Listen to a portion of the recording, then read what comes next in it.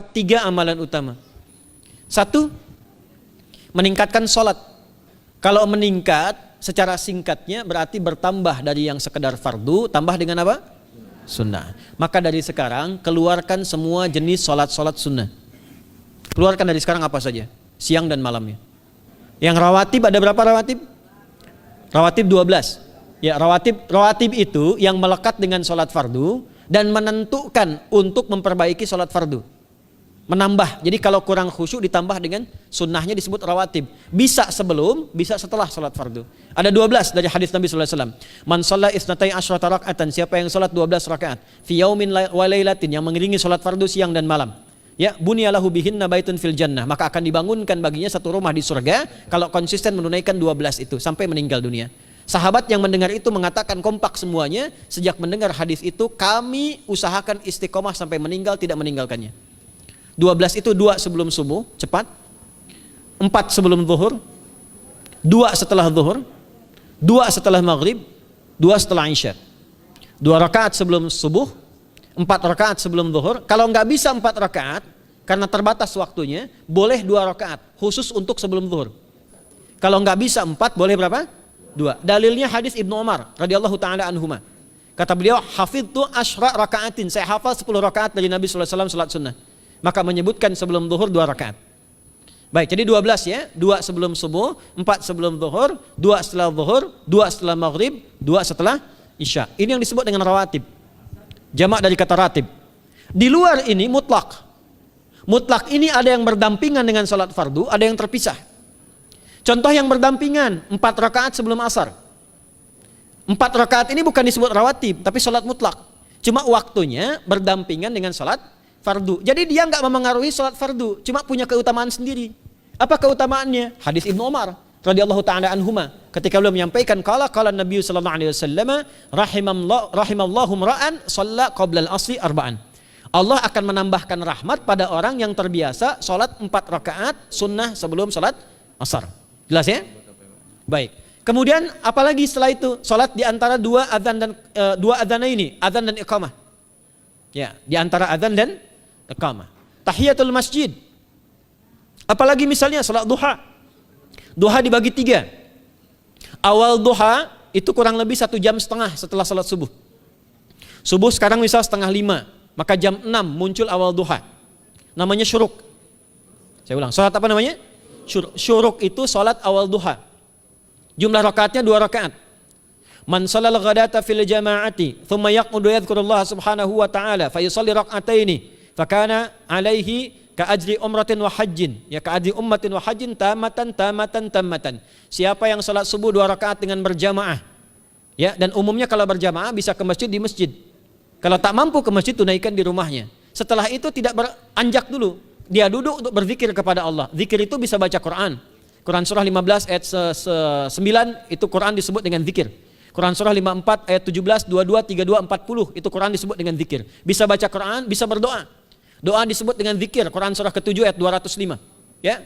Bisa dengan apa lagi? Bertafakur, ya, mengaji, ta'lim, itu disebut dengan zikir. Ali Imran ayat 190 191. Alladzina yadhkurunallaha qiyaman wa qu'udan wa 'ala junubihim wa yatafakkaruna fi khalqis samawati wal ard. Ya, disebut dengan zikir. Bisa bertasbih.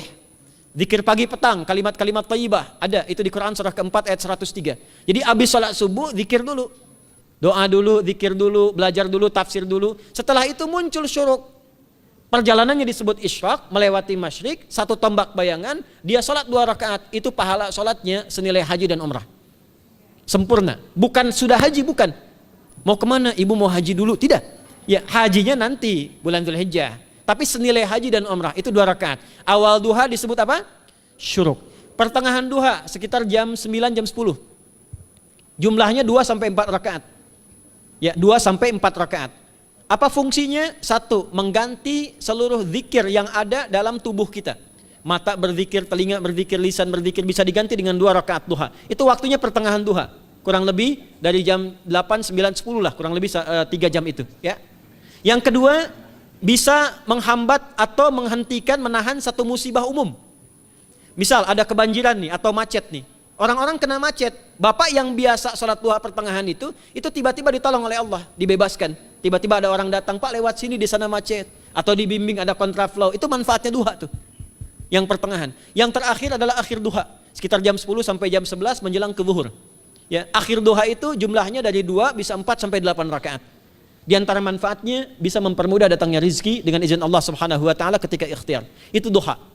Nanti ke malamnya silahkan tahajud, tingkatkan tarawihnya sampai ditutup dengan witir. Itu salat. 2 yang terakhir saya cepat, 2 yang terakhir adalah banyak berinteraksi dengan Al-Qur'an. Ada 3 caranya. 1, banyak membaca. Itu namanya qiraah. Silahkan Bapak Ibu siapkan dari sekarang, targetnya khatam misalnya 1 kali, berapa juz? 30 juz. Kalau mau gampang bagi 30, berarti 1 hari berapa? 1 juz. Paling gampang lagi, supaya nggak capek ngajinya, supaya nggak capek, bagi 1 juz 5 waktu sholat. Contoh, juz pertama itu Al-Baqarah plus Al-Fatihah. Al-Fatihah saya nggak hitung lah karena sudah hafal ya. Al-Baqarah itu 141 ayat, juz pertama. Bagi 5, 28. Jadi setiap ketemu waktu sholat, bagi 2 lagi, 28 bagi 2 berapa? 14. Sebelum sholat baca 14 ayat, setelah sholat baca 14 ayat. Itu 14 ayat tuh paling-paling gak nyampe 5 menit Bu Pak. Kalau investasi 10 menit setiap waktu sholat bagi 2 kita baca 14 ayat, itu insya Allah selesai Ramadan khatam Quran. Itu udah rumus. Ya, tidak cukup dengan amin, siapkan dari sekarang. Siapkan. Ya. Kemudian mengkaji, kajian, tilawah. Itu tilawah itu di hadis Muslim pahalanya banyak. Ya, majtama'a qaumun fi baitin min buyutillahi. Ya, kita ngajinya Quran hadis ya, biar ya, lebih kuat dalilnya. Majtama'a qaumun fi baitin min buyutillahi yatsluna kitaballahi wa yatadarasuna fima bainahum. Ya, siapa yang bisa tilawah Quran, ngaji, tafsir, keluarkan misalnya untuk Ramadan 10 hari saya pengen tahu Al-Fatihah. Itu ketika dilakukan punya 4 keutamaan. 1, ghasyiyatuhum rahmah. Selama ngaji rahmat Allah dibentangkan. Kalau pengen doa cepat dikabulkan, kalau istighfar diampuni. Yang kedua, awas ini nazalat alaihimus sakinah, diberikan ketenangan dalam jiwa. Bapak Ibu pengen di rumah tangga nyari sakinah, isi dengan Quran di rumah. Amalan terakhir infak. Ya, hadisnya dari Ibnu Abbas, Ibnu Abbas radhiyallahu taala anhuma, qala, ya, beliau mengatakan kana Nabi sallallahu alaihi wasallam ajwadan nas wa ajwadu ma yakunu fi Ramadan. Adalah Nabi sallallahu alaihi wasallam itu orang yang sangat luar biasa dermawan dan lembut. Dan bertambah dermawan lagi ketika tiba Ramadan. Apa yang dilakukan Nabi? Mensupport sahabat, siapapun yang punya anggaran untuk infak, disiapkan sebelum Ramadan. Jangan berpikir banyak Bu. Yang penting ada anggaran, 30.000 nggak ada masalah. Setiap hari 1.000, tidak harus uang, makanan. Pernah dengar hadis ini nggak?